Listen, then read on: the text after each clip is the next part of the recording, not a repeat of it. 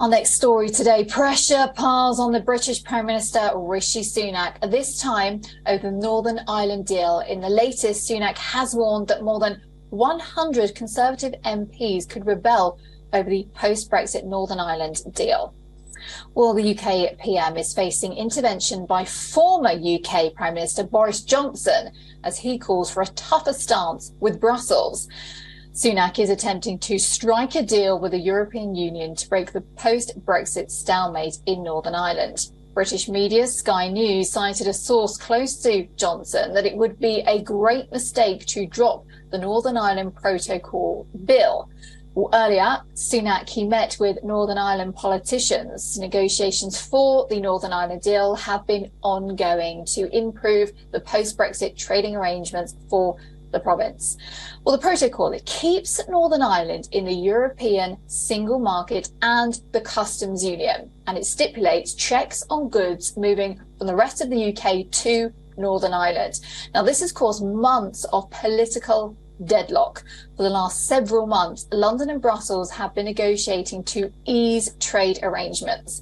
Well, soon after Johnson's intervention, other Tory leaders supporting his call, former UK of Levelling Up Secretary Simon Clarke said he will not support anything that keeps Northern Ireland subject to EU's single market. Well, it's quite complicated, and Alex Isaac is going to join us now and give us more details on this. So, Tories rebelling. Nothing new here, Alex.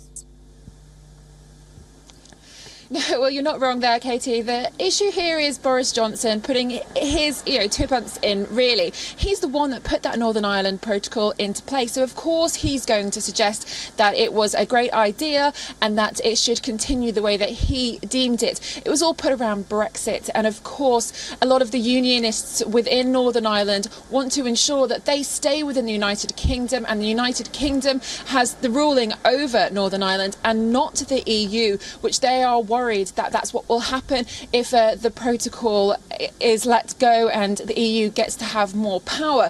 Now, at the moment, Rishi Sunak is obviously facing this pressure to appease everybody. He seems to be talking to EU, he seems to be talking to Northern Ireland. Obviously, he then has an ear to these backbenchers as well. A lot of people are just trying to tell him what to do, and ultimately he needs to make a decision to move forward, and he's not going to make everybody happy.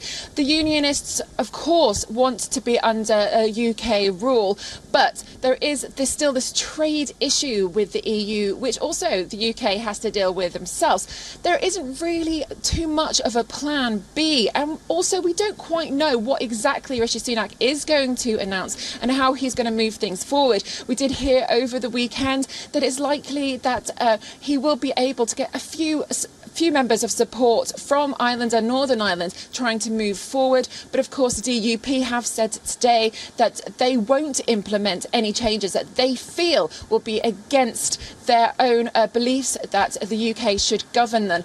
But as we're moving forward, again, there's going to be conversations about to happen. We are hearing that it's likely that we might hear some of those details tomorrow.